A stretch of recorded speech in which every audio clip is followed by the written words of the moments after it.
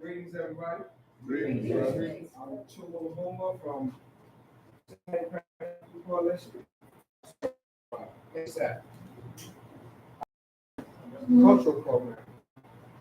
I'd just like to acknowledge here to celebrate the life and legacy of Marcus Garvey. But if you take a look around, you got elders, you got some nation builders, you got a few warriors, and you got a few youth. Think that everybody needs to make more of a concerted effort moving forward. We got to pass the legacy on, right? We'll need to be full of young people, understanding what we do and what we do. Last when we all transition, won't be nobody else left to call our name. Yes. So, just so y'all know, y'all are very important, probably the most important people in the room, because y'all are the future. Yes. some young men I won't say I work with them, they work with me. They keep me in check. They keep me in line. They give me a purpose and reason for me. So with that being said, as always, we want to give all praises to the Creator, all honor to the ancestors, and all respect to the elders. Please close the door. They're coming in.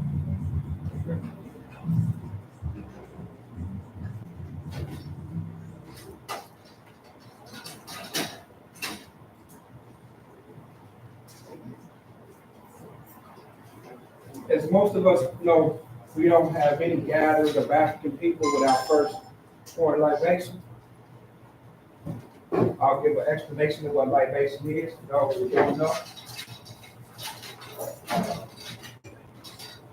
In African tradition and African culture, we understand that nobody ever truly dies as long as somebody left to call you now.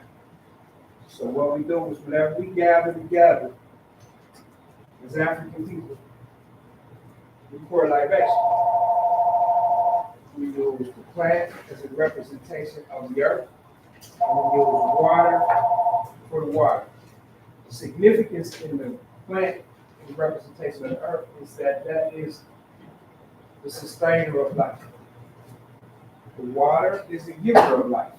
We all spent 9 months gestation immersed in water.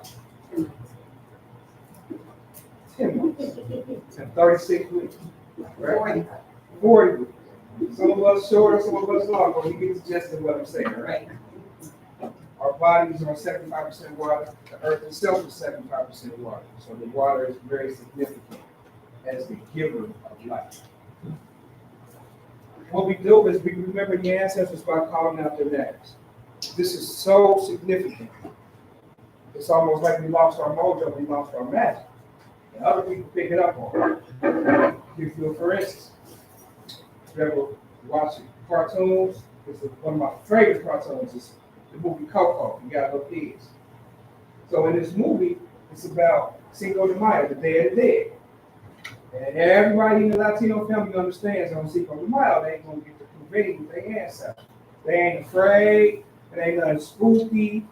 It's what's being taught to them as children. They're looking forward to it. They got pictures of their ancestors all around the house. And on this particular day, they convene with the ancestors. Watching the Asian movie, where they boys go up the battle. They go to the altar with all their ancestors, they light candles, and do a form of a libation. But they honor their ancestors. Then we get to the Caucasian. In our country, this is so important. This has been taken from us, and we don't practice it and allow them to practice it on us. And we succumb to some things because of it. The big for instance is they put their ancestors on the money. And we don't even realize it. But a lot of our daily activity is related to something to do with their ancestors. They build monuments to their ancestors. They name streets after their ancestors. They have national holidays for their ancestors. And those of us who don't know, we about to go right into it. But they form of a libation. So we need to be more intentional about this libation. It's ours. They got it from us. First people to ever have civilization. That being said, we're going to pour libation. And what I want you to do is, as we pour the water into the earth, we call our names, those who have transitioned. Understanding that we never truly die as long as somebody is left to call your name. And under the laws of physics, we are just energy housed in the body, flesh and bone, mostly water.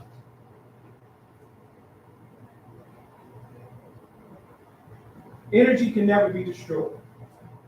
Laws of physics, it only changes forms. It rained really hard earlier, the sun came up, evaporated the rain back into the clouds, the wind came along and pushed it somewhere else. The rain is going to fall again. Life is cyclical, right? It's in a cycle. So the energy that we are can never truly be destroyed. So we need to always remember. So when I pour the water into the plant, what I want you to do is call out the names of ancestors. It could be somebody from history. It could be somebody from your family. It could be a friend, as long as they are an ancestor. Call them by whatever name they would be recognized. Uncle Day, Uncle JoJo, whatever name they would prefer to be called by. With the understanding that these ancestors are very powerful. And if only we take the time to invoke that energy, it can work for us. I know for sure, I got some people in my family that on the other side, they can communicate with me, they working on my behalf. Whatever they got to do to make sure that I'm all right, that I'm receiving these messages, they are doing. We got to stay tapped into it. You got to believe. That being said, what you been doing, we call out the name, when I raise the couch, we say Ashe. Ashe is a word that means, what's it mean? Big facts, the young man said. Not facts, it means big facts, right? Show you right. That's what's up. Hell yeah. Ashe. So please join me. We're going to call out the name.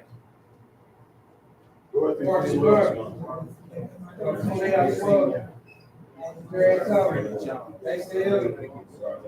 But, sorry. Warden. Uncle Easville. Uncle Cardell. A.O. Hill.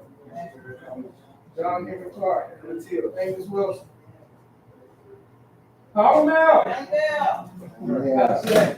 I say.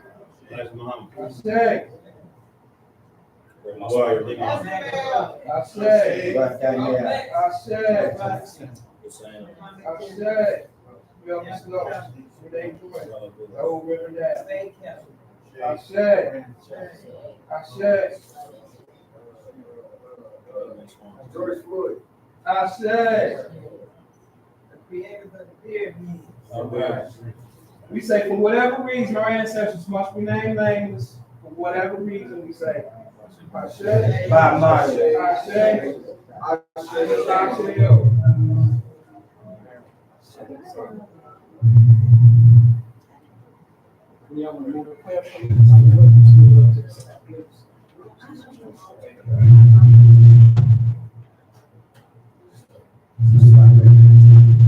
It's leaks. Definitely slide. Pick it up now.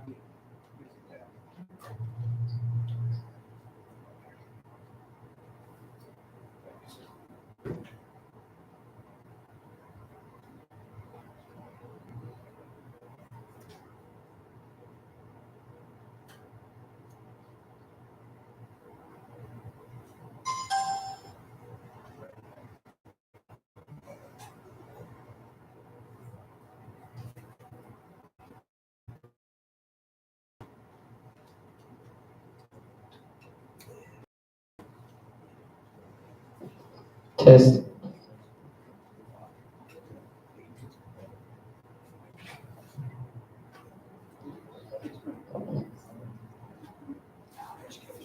Check, check. Greetings. Greetings. Thanks everyone for coming out, celebrating the 137th birthday of our Garvey. So we're gonna get started. We have some youth here that's gonna present for me because we don't have an MC and Sister Leah don't MC. Okay, there he is. Give us some information about Marcus Garvey. Hello, everybody. So Jamaica's first natural hero was born in St. Anne's Bay, St. Anne, on August 17, 1887. He was conferred with the Order of the Natural Hero in 1969 as per the second schedule of the National Honors and Awards Act. In his youth, Garvey migrated to Kingston, where he worked as a printer, later published a small paper, The Watchman. During his career, Garvey traveled extensively throughout many countries, observing the poor working and living conditions of Black people. In 1914, he started the Universal Negro Improvement Association, or UNNI, in Jamaica. The UNIA, which grew into an international organization, encouraged self-government for Black people worldwide, self-help, economic projects, and protests against racial discrimination. In 1916, Garvey went to the USA when he preached his doctrine of freedom to the oppressed Blacks throughout the country. However, U.S. officials disapproved his activities and he was imprisoned and deported. Back in Jamaica in 1927, he continued his political activities, forming the People's Political Party in 1929. He was He was unsuccessful in natural elections, but won a seat on the Kingston and St. Andrews Corporation, or the KSAC. But the world of the 1930s was not ready for Garvey's progressive ideas. He left Jamaica again, this time for England, where he died in 1940. His body was brought back to Jamaica in 1964 and buried in the Natural Heroes Park in Kingston. Garvey's legacy can be summed up in the philosophy he taught: race pride, the need for African unity, self-reliance, the need for Black people to organize, and for the rulers to govern on behalf of the working classes. That's it.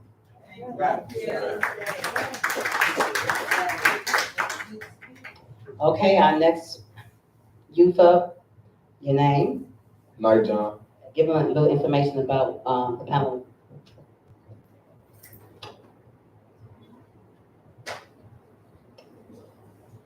Ain't number that interview I was telling y'all about. It came back. Conversations about Pan-Africanism are important because they foster unity and solidarity among African people, preserve and celebrate African culture heritage, provide historical context for understanding struggles and triumphs, empower self-determination and collective liberation, facilitate global connections and collaboration, serve as a platform for resisting oppression and advocating for social justice. These discussions help strengthen our sense of identity, community, and purpose, contributing to a more just world for African people.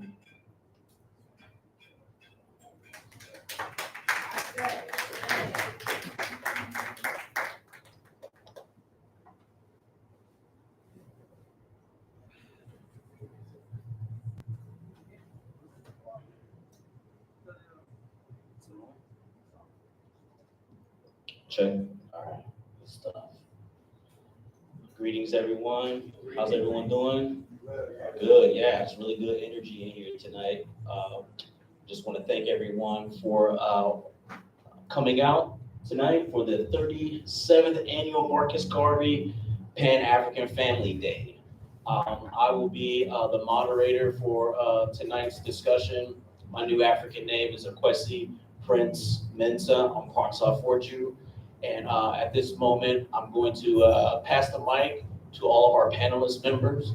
And I'll just ask for each panelist member maybe just to give about 30 seconds each, just to introduce yourself, your specific maybe vocation and your interest, and what are you hoping to contribute to tonight's discussion. So I'm going to get up and pass it all the way down to my friend Nisa. Yeah, it's all good. I get it. He traveled all the way from Dayton to be here.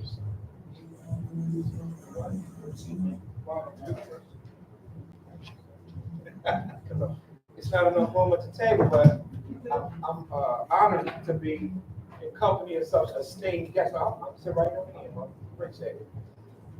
I'm Chuma Lumumba, Conscious Mind Study Group, Cincinnati Pan African Coalition.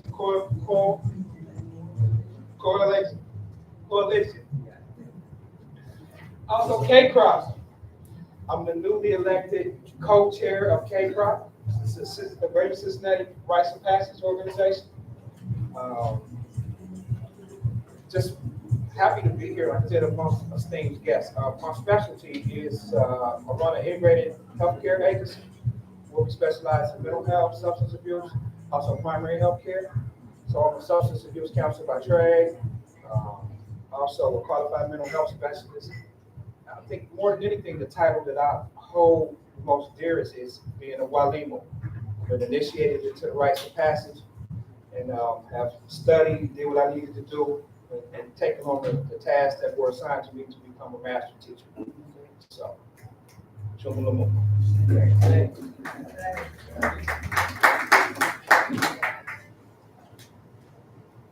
I'll bring you Pan-African greetings. From West Africa, we say the Afro, which means you're weak. Because sometimes you walking around and you're not awake.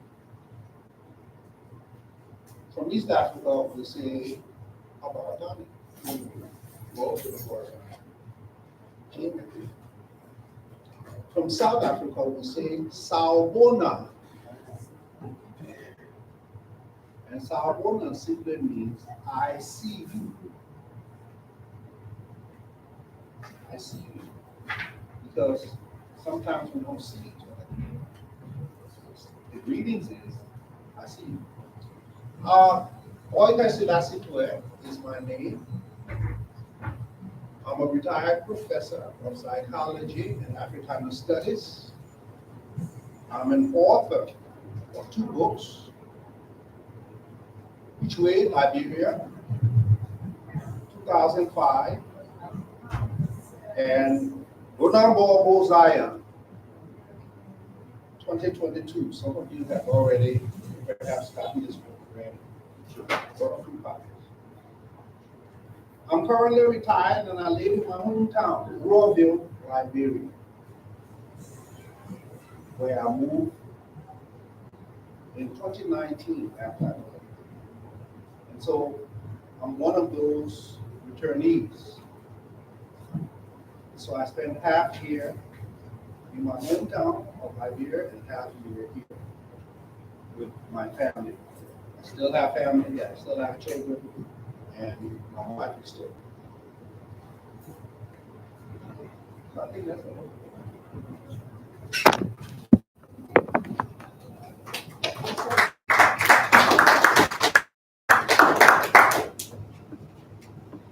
Good evening. My name is Nzinga Dalila.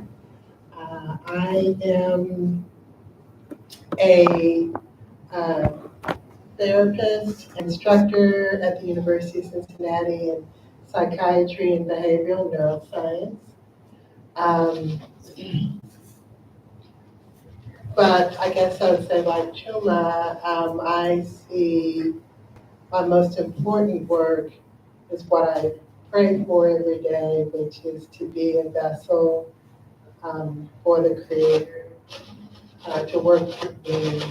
And I pray that as we had like in for our ancestors, that we would feel that day that I will serve my people here together as best that I can.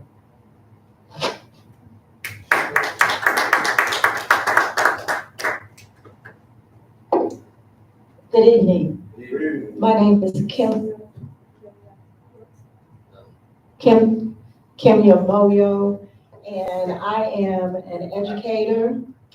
I've been teaching mathematics for a long time here in Cincinnati. And I used to live in Liberia during the coup. Right. So I was there for 5 years. Then I returned to Cincinnati. And I represent the Sankofa Educational Enrichment Program, which is a school that teaches critical thinking through African and African American history. Currently, it is not open, but it is still available for to give lessons. I've been in Cincinnati. I was born and raised in Cincinnati, and so, but I spent a lot of time in Chicago, and then I came back home. I guess we always come back home, and I'll be here as an elder. I'll be here all the way through. I'm done. Greetings, peace and blessings be upon everyone here. My name is Ishaq Nadir, but I go by my last name, Nadir. Born and raised in Cincinnati, former college athlete, former coach, state championship assistant coach, and state championship player in basketball. However, one of the things that happened with me is when I came back home to Cincinnati, I stopped playing basketball and continued to pursue my degree. So I got a bachelor's in criminal justice, but also studied African history. So in me studying African history, I was blessed to have my truest reality now. So I repatriated in 2020 to Ghana. So I've been living amongst, similar to the brother, a portion of my life I live here, and a greater portion of my life I live in Ghana. And so I can say to you, I'm walking in my destiny, what I've been blessed with. And real quick, when I made a decision, I didn't plan anything but to go there. But what I received from the Most High and the gifts and the prayers of the ancestors who were waiting on me has been an amazing journey. So I'm a mentor, I'm a coach, I'm also an entrepreneur as well. So my organization is called Top Cat, which stands for Critical Athletic Thinking. And I'll be remiss, the Queen Mother here, I worked under her leadership, and it's been a beautiful blessing. So thank you, sister, for allowing me this opportunity to be a part of this. Bless and love, everybody. My name is Abaha Selassie from Dayton, Ohio. I'm a public sociologist slash co-op developer. We built a grocery store at Dayton, and we're building a cooperative ecosystem. So like right now we have a makerspace, a farm, kind of like an education, and then the market. So we're trying to like see how we can build like a system for a new economy. And I think, yeah, I think I would say like for today, like especially I'm on the same panel with my esteemed elder, Dr. Tway, who poured so much into me. That I guess it's like when are we going to turn the season? You know, like we don't have to wait for permission. You know, like when we decide to turn the page gets turned. You know what I mean? And so like we don't, you know, for me, and I think a lot of people in this room, we don't need any more evidence. You know what I mean? Like there's nothing else we gotta decipher if like this is going to be a pathway that works. You know, like I think we already know what's crumbling, and so it's like, are we actually building the new? You know, and are we actually gonna pivot? You know what I mean? And like we're responsible for that pivot. Like we have to be the protagonist in our own story. You know, so we don't gotta wait, beg, and plead. You know what I mean? And so I guess I'm all about like how do we change the type of dialogue that we have in these type of spaces and other spaces towards one of like what are we actually doing? You know, and how are we going to continue to live and build something for our children's children's children? And even if it takes 10, 20 years to lay down the foundation that's needed, you know what I mean? Like what greater gift could we give to future generations than to do the hard work now to lay a sound foundation that they can build off of? Sure. Yes, my birth name is Prince Edward Johnson Moultrie II, named after my father, Gullah Geechee man from Beaufort, South Carolina. But I've been born and raised here in Cincinnati, Evanston, the educating community. I'm also, my research is really around looking at traditional African mythologies as a way to frame Black holistic curriculums. So I do that through storytelling and work with Cincinnati Public Schools, as well as with my institution at that. Been an educator, not only here in Cincinnati, but also in Ghana, in the Republic of China, the Philippines, and the UK, in England, where I earned my master's degree in comparative education. So it's really great to be here tonight. And just out of common courtesy, we are an emancipatory people. And so as an emancipatory people, we shouldn't be used to poor quality. So I would just like to ask if everyone can take 10 seconds just to either put your phone on vibrate, or to turn it off, just to have respect for our panelist members that are here. So I'll give you all 5 seconds just to do that, and then we'll go ahead and get started.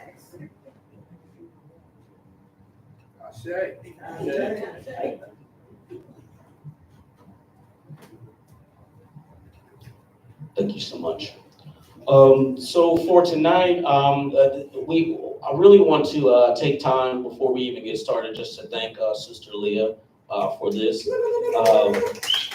Yeah, no, she is very, very inspiring, especially for me, because in a lot of ways, there seems to be a disconnect between Africans who are in universities or who are also doing the cultural work, and the disconnect from us who are workers or and who was also self-employed. And so Leah had reached out to me in a really good spirit to really try to bridge the gap between that. And I think what Leah, in my conversations with her, I get a sense that she's really trying to disrupt anti-intellectualism that maybe even exists within our communities, right? We believe more in conspiracy theories than Africana critical theory.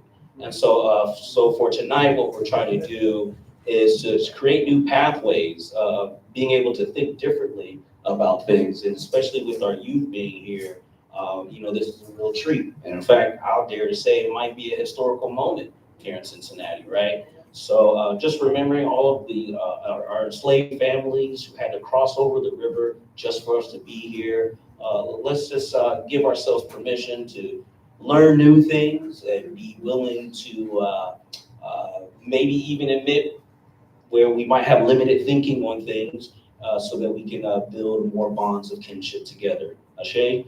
Yeah? All right, great. So this is how tonight's discussion is really going to go. I'm going to pose a question, right, for each of our panel members. And so I will just ask for each panel members, maybe just to, for sake of time, maybe 1 to 2 minute responses, right? Because we really want to get to all of these questions. And as we get through all of these questions, like the first 5, we'll take a break. But during that break, we also want each of you all as participants, right, to talk to each other, to talk about the things that maybe that has came up to you in this discussion, or to maybe just to be able to just talk about what was meaningful to you, right? So this isn't like an ivory tower thing. You listen to us and then that's it.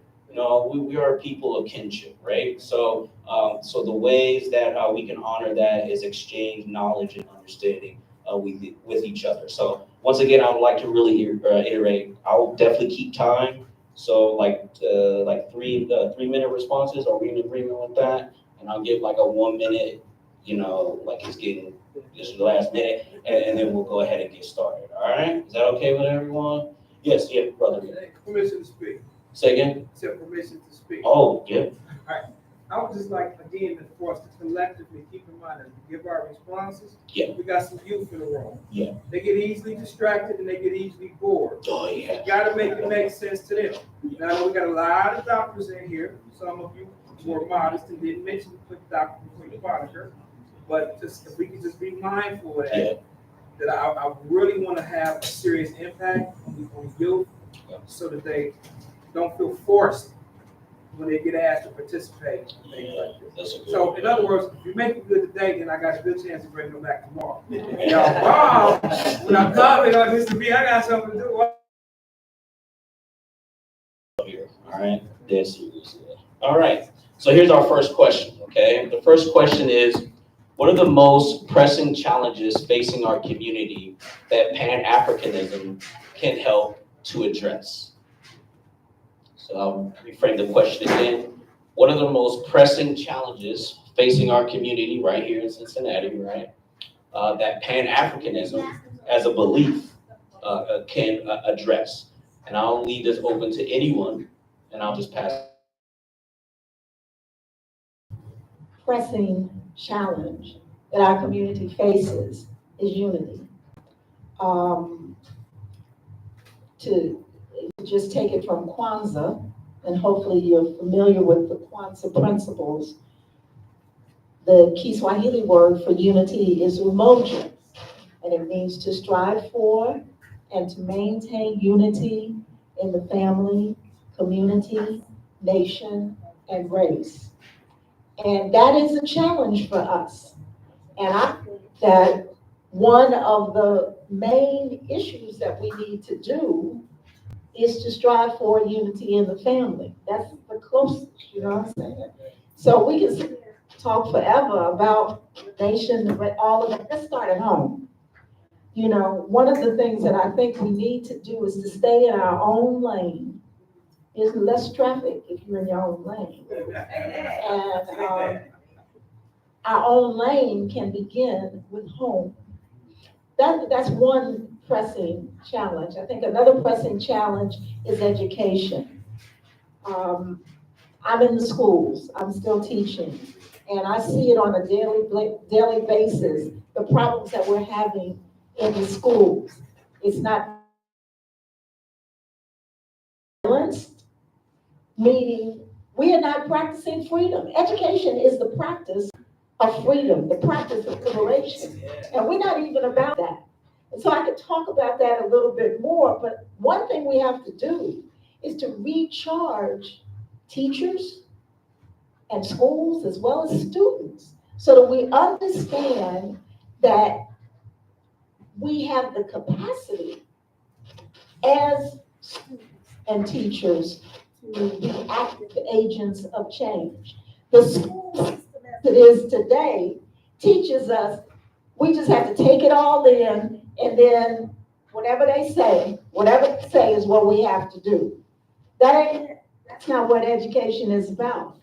So we have to understand this redefinition of education. The last thing I want to say in my 1 minute is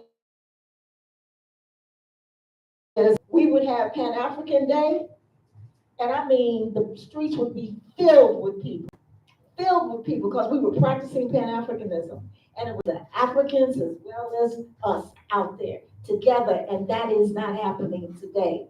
And so one of the things I think we have to do is remember back in the 60s, when James Brown came out with I'm Black and I'm Proud, that energized people. And so what are we going to say today?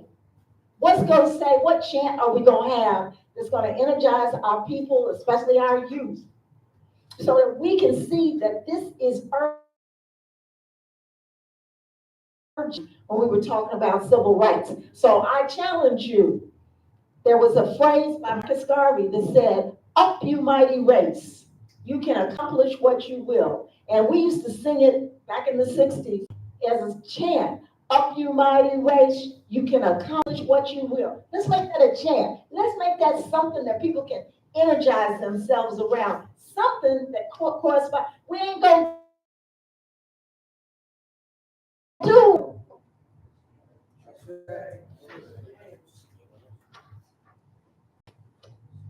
I think a major challenge that Pan-Africanism can address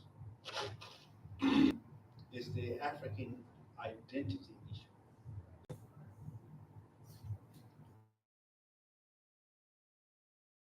Uh,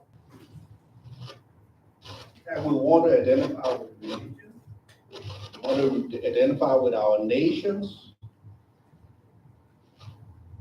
but we don't want to identify with Africa.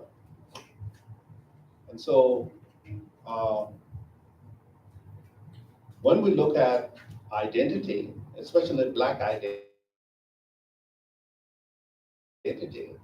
there may be three ways that we can look at it. First is the color. But color is not everything. We got Black people who are not African. I'm sure you know that. We got Blacks from India. We got Blacks from the Pacific. These are Asian people. So Blackness is more than just color. It's culture. So the reason when we sit around here, Blackness is also culture. There's a Black culture. And we see it and we interact with it. When you see Black folks, integrate that. So every Black person is not your brother or sister. You need to recognize that. In fact, it's very possible they may be the ones taking your life. So that's one thing. The other thing that Pan-Africanism, I think the challenge that it can address is this warfare that we have among ourselves. We are at war with ourselves. I'm from Liberia. For 15 years, we literally liquidated about 500,000 of ourselves. It took West African forces to come in to stop us from killing ourselves. Haiti, right now.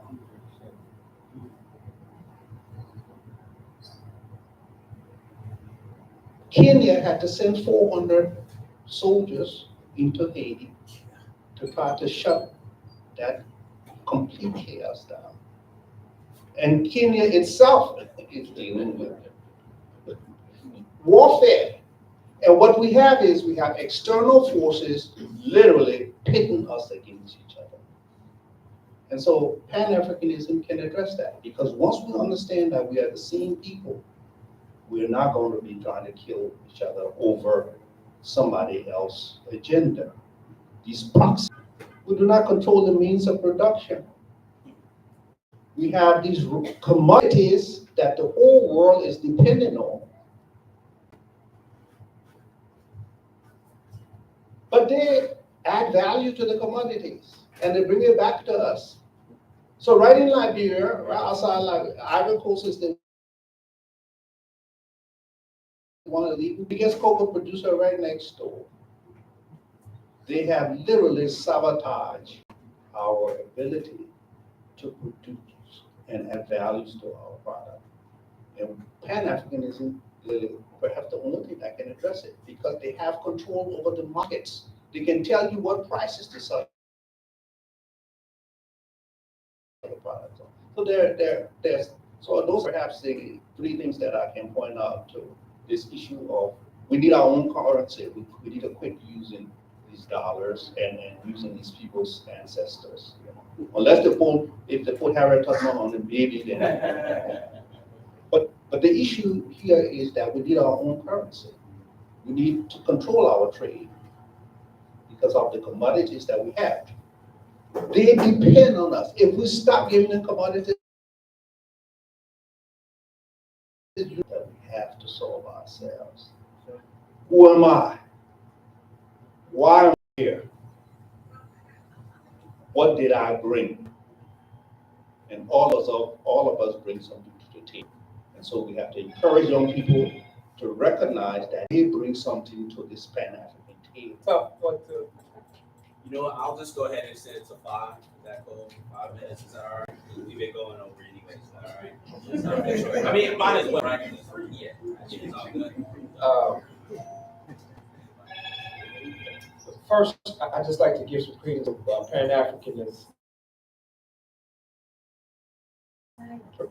Pan-Africanism as a lifestyle. Barbara just mentioned something, I'm gonna bet you back off of that. When we talked about capitalism, and Pan-Africanism is the antidote to capitalism. And capitalism is definitely the motivation for oppressors to continue to oppress. So under the banner of Pan-Africanism, and this is where a lot of us shy away from, we want to wear the red, black, and green, but we don't want to subscribe to the scientific socialist platform of economics. And all that means is that the power and control should be in the hands of those who produce it. Meaning that, like in Venezuela, a bus driver became the president. Power and control should be made. I know the question was, what 2 or 3 things can we use this platform to address? But I want to just take it a step further and broaden, because this is something that I share with the youth all the time.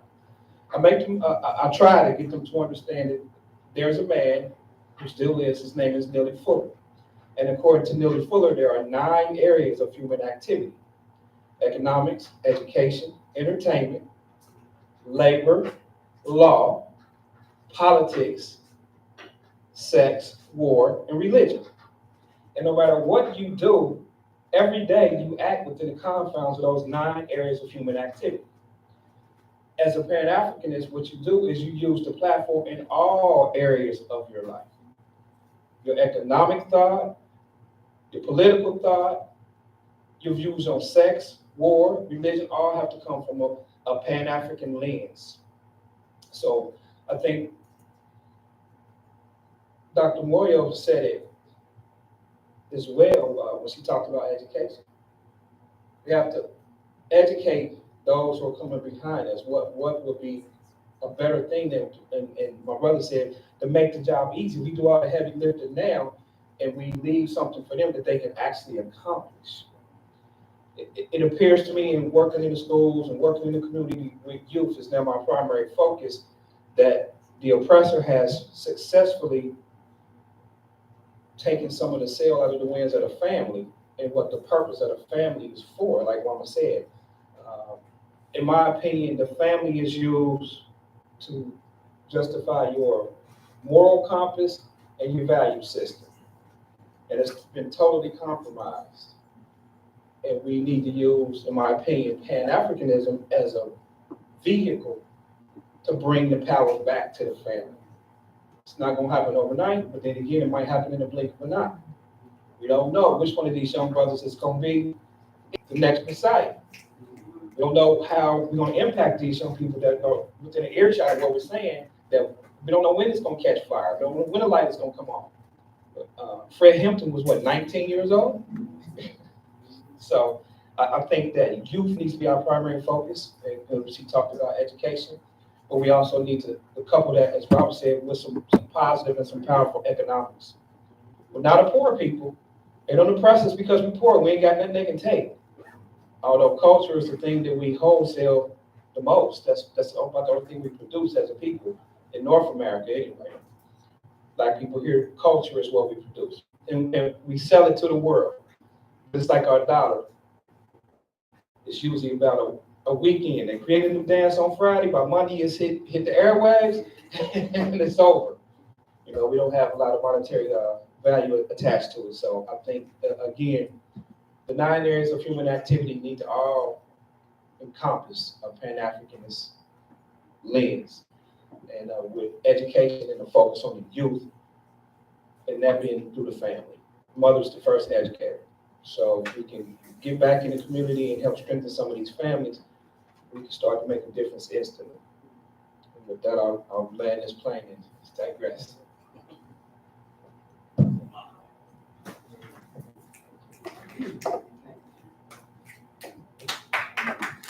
Yeah, I just think if I was to let you back off of everything that was shared, you know, like yeah, I think part of this struggle is an imagination war, you know, and oftentimes we're still operating under the framework of someone else's imagination. And so to me, I would say like one of the first things is like, how do we reimagine and define Blackness for ourselves? Kind of building up what Baba said about the African identity. You know what I mean? Like, you know, Ubuntu isn't just a great idea, but it's like the structure of reality. You know what I mean? That I am because you are, or that our humanity is known in the presence of each other's humanity. You know, so like, how do we embody that and live into it? You know, and I think like this notion of like His Imperial Majesty and High Society first, we'll talk about exploiting all areas of agreement. You know, and so I think sometimes we talk about like, oh, to have this level of solidarity meaning shared identity, you know what I mean? That we have to like agree on 20,000 million things. Nope. If we agree on one thing, we're here today, so we already got 1 point of agreement. You know what I mean? So it's like, how are we gonna take that 1 point and move it forward? You know what I mean? Because I'm a public sociologist, so it's like we act to learn and we learn to act. You know what I mean? So I guess my question for the group right here is like, what is the action we're taking today? Future generations are going to mark this day as into that history. You know, North Star. You know, it's like we don't have like going off. We don't have to agree on everything. It's like, man, if we know that this current thing is not it, you know what I mean? Like how does that propel us to pivot? You know, and like get our boats into the water and really like embody something new. Because I think like part of the challenge with the youth and younger generations is that like we talk a good, we got the clothes on, all of that, but they don't see nothing. It's like, man, if that's the fruit, you know, I'm good. You know what I mean? So like, how do we make this contagious? You know what I mean? By like living into it. If the thing is real, it's going to show itself as real. You know what I mean? So how are we activating it out to create that new fragrance that the younger generations be like, man, like I want that. You know what I mean? Like I want to move in that. You know, because like, man, if it's not, it's like tingling black brass and cymbals. You know what I mean? And so like, it doesn't compel us to move forward. So we have a sense of hopelessness because we don't understand the power that we have, and then that leaves us not wanting to act. You know, actually do have power, then we have the ability to act, right? And so it's like how we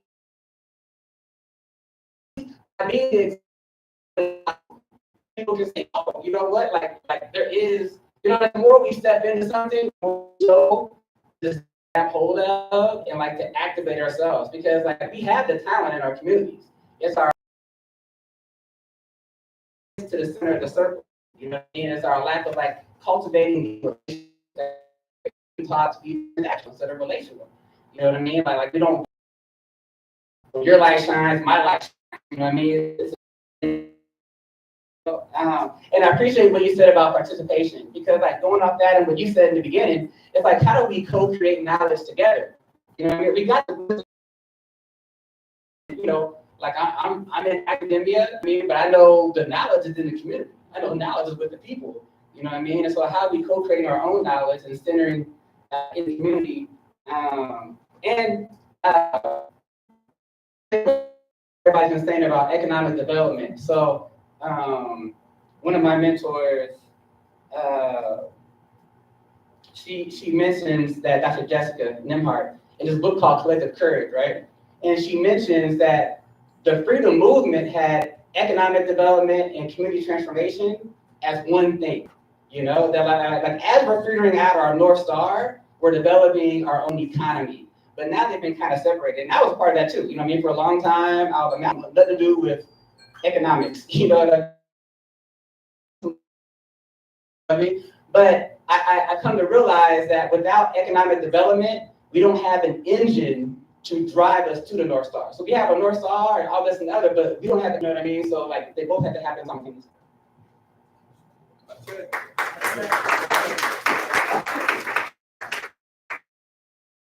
Question again.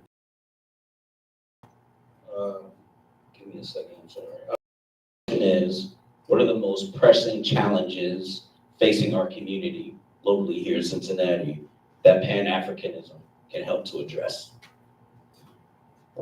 Well, as I was sitting here and listening, learning at the same time, one of the things that came to me is this. We talk about Pan-Africanism once a year. It's not a lifestyle. It's not a lifestyle for them young men that's sitting over there. Is you know, I went back to reading the destruction of the Black civilization by Chancellor Williams.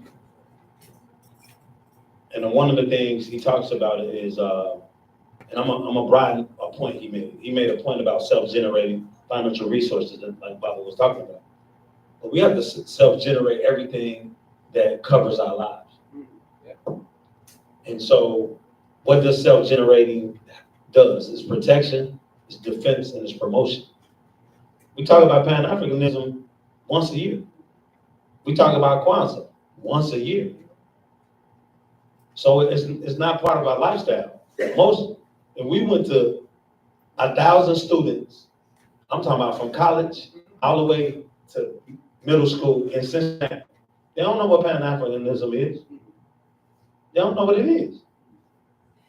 We understand it. Most of us are adults. We studied it, but we don't know what it is. But what it really is owning our own school, owning our own stores, owning everything for us. That's real Pan-Africanism. When I'm in Ghana, people don't have half of what we have, but they're happy and they're self-sufficient.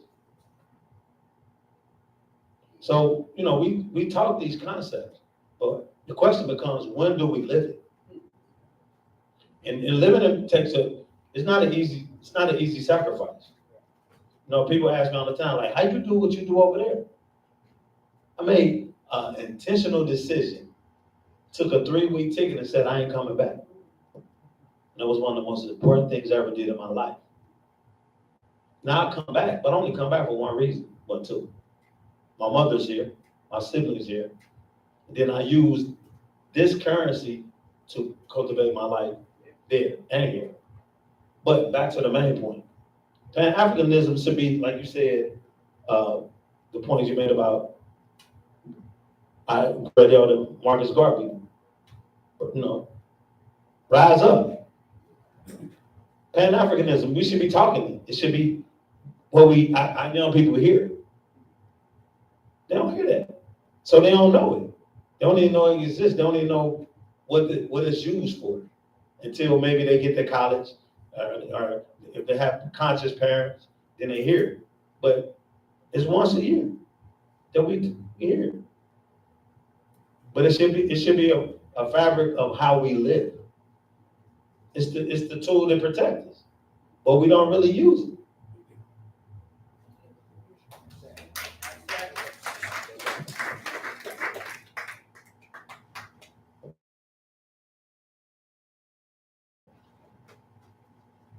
There's a pottery, I don't know if you've ever heard of it, it's called Kinjutsu. And it is pottery that's been broken into pieces and then put back together with gold. You can look it up, you can see it, it's beautiful. And the reason why I say that is because the biggest challenge that we have is that we don't talk about our brokenness so that we can heal. And we need to talk about that. You have people who are wonderful, business people and leaders. And if you're here, I bet you somebody has a story about something happened to me. And then something else happened. And I woke up and I made a commitment to change my life. And we have to tell those stories. If we read the history books of even famous African revolutions and organizations, there was always somebody that messed it up. Because we embrace this idea that we have to be a part of this Western civilization, and that is not the power that we have. And so, brothers, we're talking about, where is our power? Young people want to see, where is our power? I want to see something. You don't see it until you heal and you allow the divine to work through you.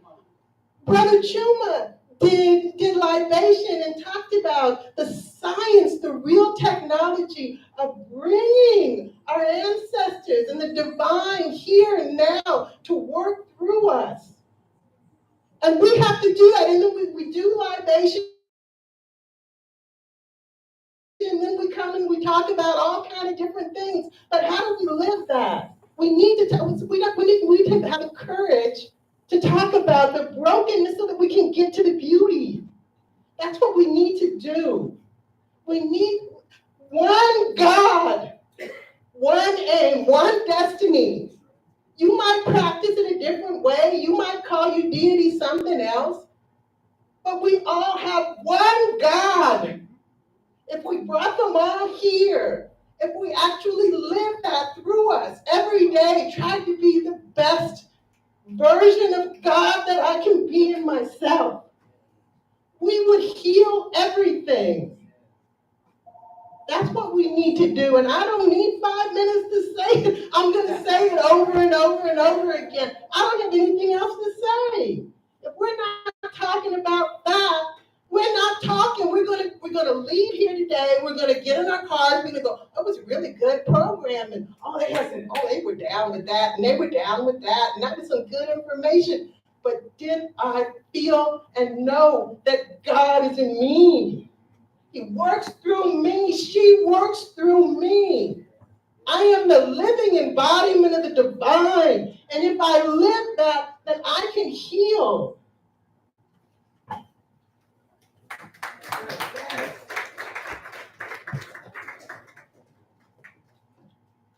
It's okay. I'd like to respond to the same question in that same spirit of what our sister said as well.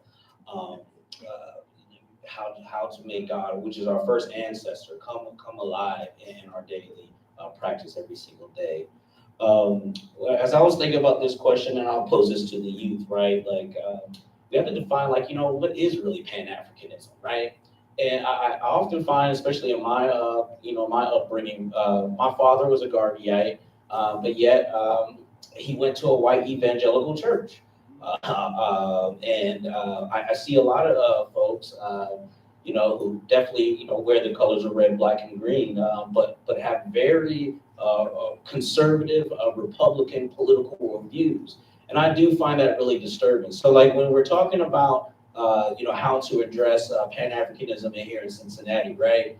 To go off what Chima said, it has to be based on scientific socialism. What is scientific socialism? This is from Boots Riley, the guy who who made that movie. What's that movie? One of the crazy horses. Yeah, spoiler alert. But practicing capitalism amongst each other. If you are a business owner and you can't afford to have a decent wage for your employees, you have made them a slave. There is no way about that. If you don't have a say on where you work, or where you live, where you learn, then that is not Pan-Africanism. You are practicing Western capitalism, imperialism, patriarchy. There's no way around that. And I feel as if, especially here in this city, we tend to behave like the white mind and discipline each other for not buying certain things or paying for things that are overpriced with poor quality and bad customer. Like, we have to really have our own ethics about these. They believe in cooperative economics, and cooperative economics is not private control of ownership and property. It is not it. Here in this city, Cincinnati, accumulates profit, extra profit in this city is $106 billion that this city actually produces. It's your money.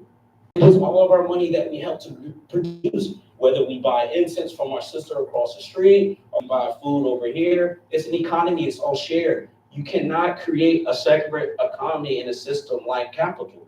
It just doesn't work like that. We are material people. This is what Kwame Ture has really taught us, right? The first Black socialist that ever to exist ever is actually from Cincinnati. After the Civil War, a war on labor. His name is Peter H. Clark, and there's even a high school named after him. And that high school is Clark Montessori. And why aren't we talking about these things? To isolate ourselves from our labor power, right? And so with that being said, there should be more cooperatives, right? Instead of having Black-owned businesses, maybe it should be that, right? We should have more cooperatives. Or if you're going to have a Black-owned business, right? Let's see to it that you can pay your workers well, all right? And by any means necessary. The fact that we have corporate landlords who are buying up our grandmothers' homes that they built when they were Jim Crow refugees. It should not be allowed. It's insulting. We march everywhere and we don't move a political inch. So I believe that there is a new Pan-Africanism that's rising, right? Ghana, in many ways, has definitely betrayed the Pan-Africanist vision by siding with U.S. imperialism. And that's why we have movements like in Mali, Niger, and Burkina Faso, that they really are standing up for socialism. And so I think that should be normalized amongst the youth. We should have community control of schools in our communities. So I'll leave it at that, right? Cheers. The next question, and this also goes out to the panel, how how can we leverage Pan-Africanism to promote cultural preservation, education, and economic empowerment in our community? I feel like that's the same question. Yeah, okay, all right, okay, fair enough, fair. All right, how about this, right? What concrete actions and initiatives can we take to apply Pan-Africanist principles and values to drive a positive change in our community? Might be redundant, but if you want to add on more things that you didn't have a chance to say in that 5 minutes, you please offer some addendums. Yeah. Get back, can you repeat the question? Yeah. So the question is, what concrete actions and initiatives can we take to apply Pan-Africanist principles and values to drive positive change here in Cincinnati? I'd first like to say that I teach the youth that we don't try, either we do or we do not. So the organizations that I'm a part of, definitely one of the things I can say about all of them is there are organizations in movement, in action. And it's not a lot of talk. We don't have a lot of resources, so we don't have a whole lot of fluffing to do. No collar popping, none of that. It is what it is. It's roll your sleeves up, put your hands in the soil, and actually get to it. What I've committed myself to is a platform that can be used in our local community, and that is reestablishing the status of the people in the community. I mean, we refer to the youth, and when they age out of being youth, then they join the warrior class. When they age out of that, then they become nation builders. When they go from nation builders, then they're junior elders and ready, preparing for eldership. We are actively working in K-Crop. So our next mission is to establish a qualified council of elders, so that a lot of the work that's being done by the elders can be done in the sense of true eldership, and not that the elders are doing the work that the nation builders need to be doing. The elders need to have a place, and that will trickle down, and everybody understands the mission. Baba Tunde used to always tell me that the strategies and tactics can change, but the mission must remain the same. And that's much like this brother's North Star. You gotta all have the same mission. And Kwame Ture said, organize, organize, organize. The devil don't outwork us, it just out-organize us. So I'm a firm believer that we can organize the structure in the community and put the elders, starting with the elders, put them in their rightful place, because they're walking books of knowledge. So much to be learned from the elders. I'm the type of person, I develop relationships with the elders all around the community. I got my own thing going on with Mama Kenya, I got my own thing going on with Baba Sabad, so on and so forth. And I think that's critical. And what I try to do, what I do is I bring these elders around the youth to make the circle complete, so that they understand. It's an elder. You hear me call him Baba, they call him Baba. That's not Unc. You know, it's respect due. And they understand that. And it gives them value. So now they know the mission. The Bible said this, what'd you say? You said, who are you? Why are you here? And what did you bring? That is a definite question. I'm going to ask them the 3 questions. We have similar questions that we ask like that within the confounds of rites of passage. But I firmly believe that everybody needs to understand the mission and have a purpose. Japanese culture, if you believe in blue zones and centurions, people live longer when they have a purpose. They got a reason for getting up every morning.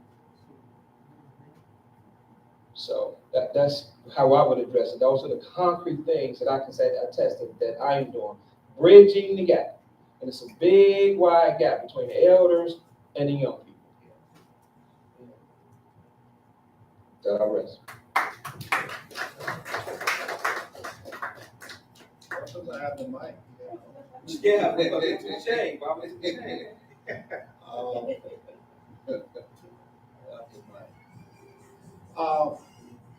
I returned to Liberia in 2019 after I retired. And one of the surprising things, because I've been away for more than 40 something years in exile. But one of the things that really surprised me was that very few people, I guess it as a result of the war too, the war had something to do with it. Very few people, our educational system was broken down, infrastructure was broken. But very few people had, even though Pan-Africanism helped to save Liberia from itself, very few people had any clear understanding of the value of Pan-Africanism. And that was so disappointing to me. They had been refugees in Ghana, in Guinea, and all that, and were treated like brothers and sisters.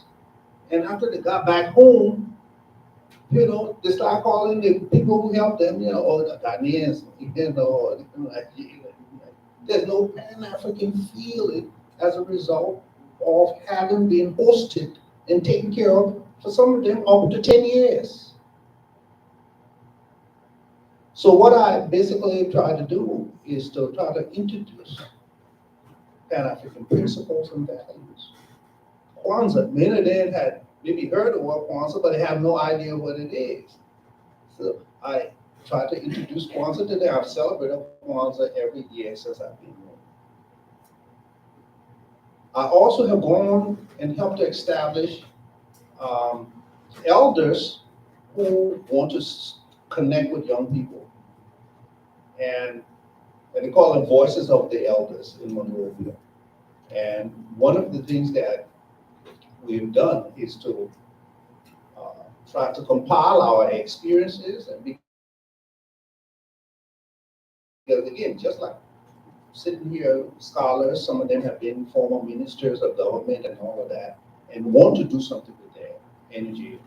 So there is an attempt to connect them with these young people, so young people see the value of the wisdom that elders have. And they know, many of them, because of the war, they have lost this whole idea that elders have something of value. They've lost it because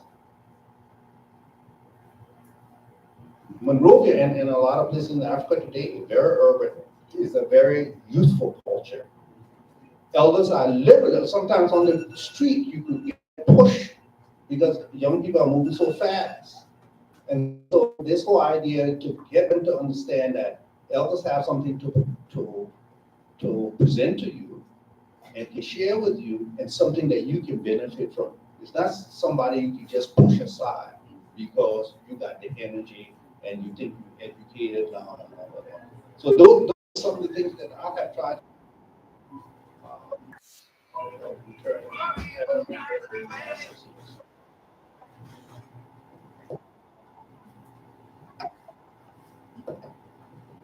I'm going to go back to what I said in the beginning, which is it all starts at home. And what are the concrete things that you can do? What's your home look like? Where's the African stuff around the walls? Where are the books? What is the essence? Your house speaks to who you are. And if we got pictures of George Washington up on the wall, there's a problem. Your house is going to educate your children and anybody else. I had this dude come in to fix my electricity, and he just kept looking. I said, the box is over here.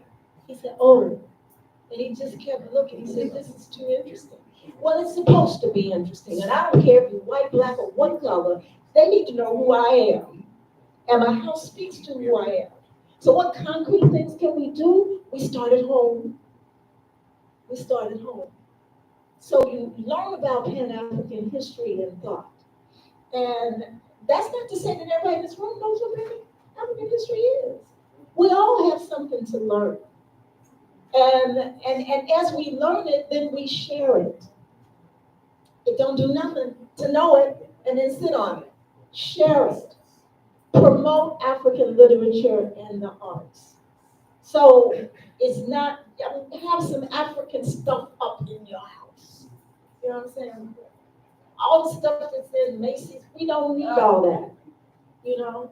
The other thing I want to say is in terms of the concrete action, if we don't do better about supporting Leah, she's the one who's keeping this alive in the city. And we have to support, that's the concrete action.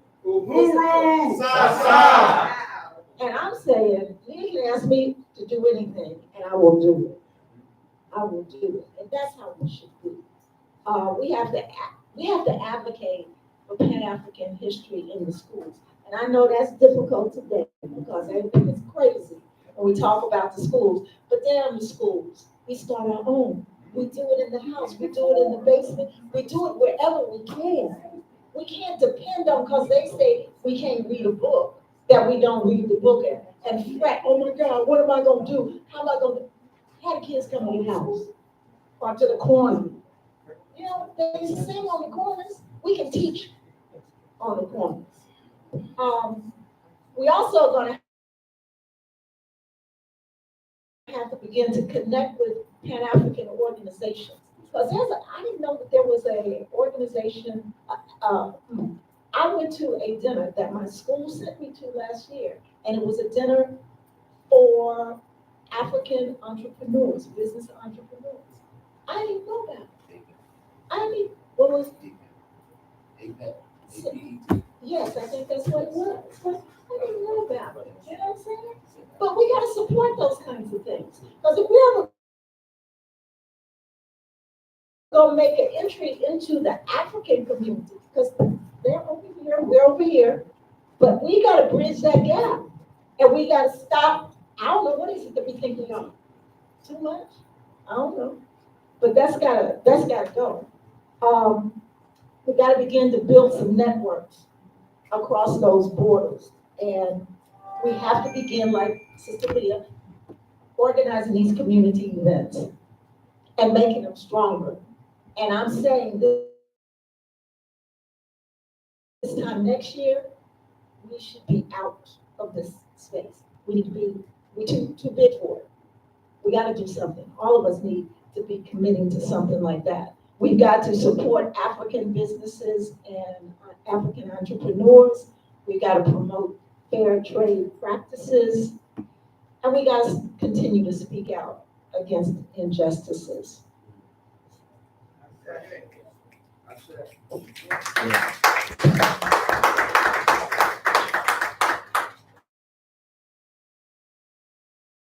I just wanted to add to what you were saying about working together. We need to be very intentional and thoughtful about when we come together, that we are bringing in Africans from all different countries, diaspora, continental Africans, because we're all Africans. If we're gonna be Pan-African, we need to do everything thinking that we're all Africans. There shouldn't be somebody somewhere over there and someone somewhere over here. We should be thinking, let's do something that's Pan-African. We need to do that in everything we do. If we come together and are planning a program, we need to think about how do we make it Pan-African. If we're talking about if we're talking about politics or economics, like you were saying, and be cooperative, well then how do we really support all of our businesses? Not just the African businesses over here, the continental African businesses over here, the ones in Lincoln Heights are over here. What are we doing? We ought to be thinking Pan-African, everything. Our mind is, are we not thinking Pan-African? If we're not doing that, then how do we know we're doing it if we're not trying to do it? Trying to make it, realize it in everything we do. Yeah, kind of building off of that, it's like, how do we make it real? And like, listen to you speak, it's like, man, like, like how do we weave Pan-African infrastructure or, I would say mycelium network, right? But like this notion of like, if there's different, countries or cultures holding different events, how are we building that bridge? You know what I mean? And like, we always want people to come to our stuff. You know what I mean? Like how are we going there and weaving those relationships? You know what I mean? That we can go deeper into it. You know, like Bella Hooks, she said you gotta know, but verify and praxis. You know? And so it's like, we think because we know the thing that we are the thing or that we're doing the thing, but until we're actually like acting in the thing, we don't know it. You know what I mean? Like we don't know what can exist because we haven't stepped into the place to even try it in a real way. You know what I mean? And so it's like, you know, to me, it's like this conversation of moving from aspiration to acceptance, where like an aspiration conversation, we talk about, man, we could do this and we could build this and we could do that. And then next year we come together and we say, man, we could build this. You know what I mean? And like, there's no like next steps. You know what I mean? But acceptance is like, yo, like I understand the time at hand. And what, you know, saddens me and a lot of things that like so many people talked about this hour. And then the hour comes and we act like we ain't in it. You know what I mean? Like, I mean, I've been in this movement like 30 plus, you know, close to 30 years. You know what I mean? Like my elders taught me a lot about this hour to recognize when it comes and this, that, and the other. But then it comes and we act like we're supposed to be out in the forefront because we've been prepared for this hour. Like a new leadership has to happen. You know what I mean? Like Dr. Twain, he taught us in Dayton, like me and Shaq, a couple others, that like write the passage about like taking it. You know what I mean? Like if we wait, you know what I mean? And so it's not gonna happen. But like when are we gonna like seize the time? You know what I mean? And move differently because we know the time that's at hand. You know what I mean? And that intergenerational work is critical. You know what I mean? Like how do we learn from our elders? You know what I mean? But also how the elders, you know what I mean? Like, you know, kind of move and let the nation builders do their thing. You know what I mean? Because like we need everybody. We need all the generations, you know what I mean, to make this work. You know what I mean? And even learning how that works, you know? And I think like we gotta embody this thing. Like we have to be the thing that we're trying to move people to. So they can see evidence of it and then they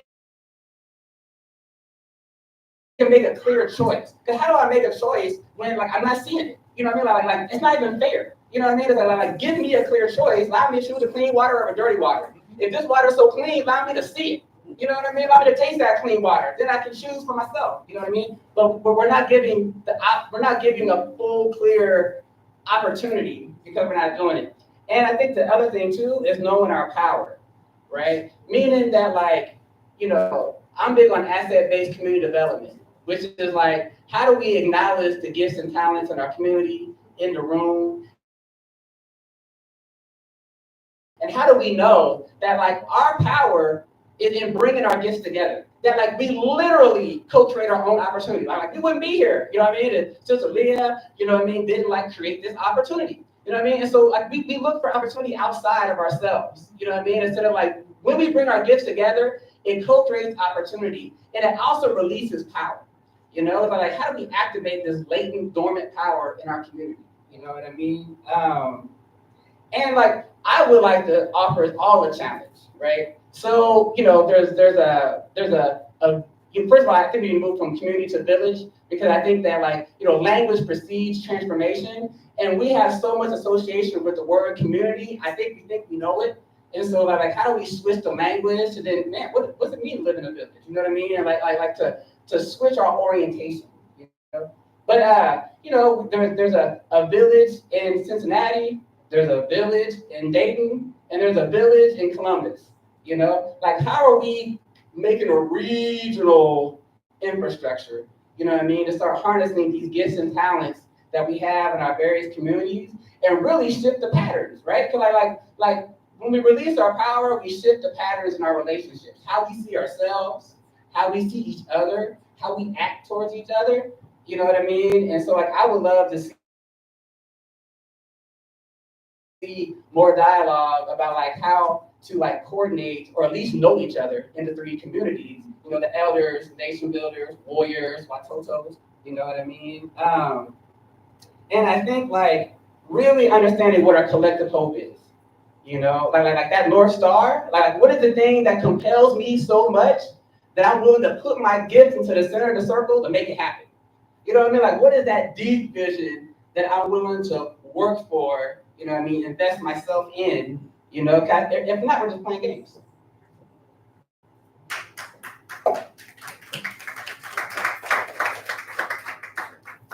To answer that question, I want to give a shout out to, I'm gonna mispronounce her name, Dandy Chawizwe. She is a storyteller out of Oakland, and I'm always watching her shows on YouTube through Black Liberation Media. I encourage everyone to check that out. It's a YouTube channel on Black Radical Media. But anyways, she said something that really struck to me, and she kind of synthesized or summarize Pan-Africanist values based on the colors of this of our flag. Red is for anti-capitalism or socialism, to move our communities into intercommunalism, and I'll go into that. Black is for the perspectives and theories to construct a new human relationship. Green is for the expansion and the preservation of the symbiotic and emergent systems that sustains all life. Red, black, and green is my gender. Yeah, right? I really, really like that. You know what I'm We saying? have to stop right there. No. Okay, go. Yes, we gotta stop. Okay. Take a break and we have other people. If I may, because I just want to, finish that up. Anyways, yeah. And in thinking that, I think if we were to take those values of Pan-Africanism and what that would really look like, it would look, to me, it would look like this, right? I think that it would be great if we were to form community councils amongst ourselves, right? Each borough here in Cincinnati, right? So there's one in Evanston, there might be one in the West End or whatever. And I think they should kind of like deploy asset-based community assessments within each community, and being able to then come there as an actual neighborhood citywide council to decide on what is the next political action that we can definitely take, right? And the time to do that is absolutely now. When there was instability within the slave trade within Europe, right? That brought about essentially disruption for Europe. And then Africans actually rebelled during time, siding with the British, believe it or not, right? Dr. Gerald Horne talks about that in depth.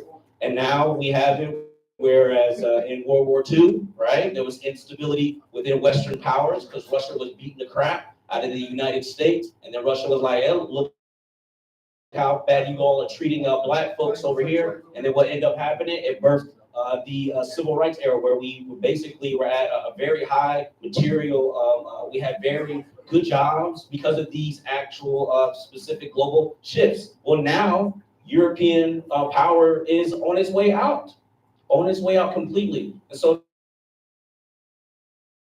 now is the time to really make our demands, from owning our own homes to demand everything from the kitchen sink. We can definitely do that right now, but that really needs to happen when we take serious inventory. If we take serious inventory around things that are most pressing to us, right? No. We got white fish, we got fried chicken, we got black eyed peas, we got sweet potatoes, we got mac and cheese. All the vegetables do not have meat or pork in them. Green beans, salmon croquettes, no meat or pork in any of this, okay?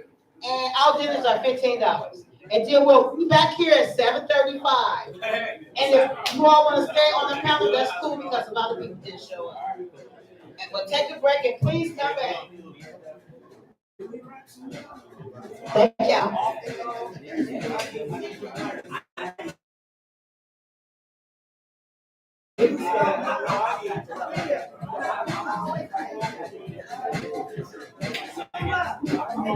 Don't forget now, 7:35.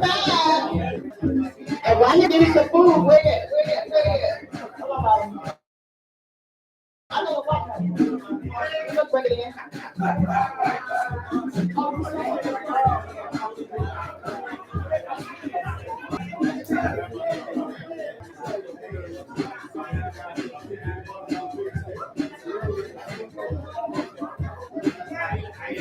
Also, if you want the patio is open.